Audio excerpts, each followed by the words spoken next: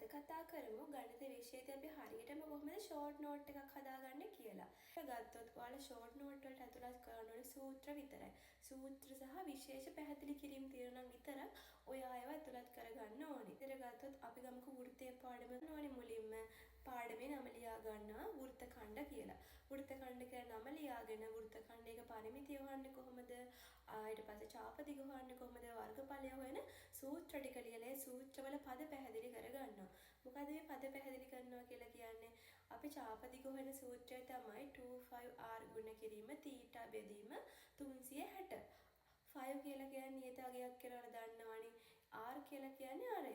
θ කියලා කියන්නේ කේන්ද්‍රය මත අපි ආපාදනය කරන කෝණයට කියනවා θ එක කියලා. එතකොට මෙන්න මේ වගේ පද ටික පැහැදිලි කරගන්න ඕනේ. ඒ වගේම තව ඔය ඇතුළත් කරගන්න ඕනේ මේ එක සූත්‍රයක් පාවිච්චි කරලා අපි කොහොමද ගැටලුවක් විසඳන්නේ කියලා හරිම සරලව.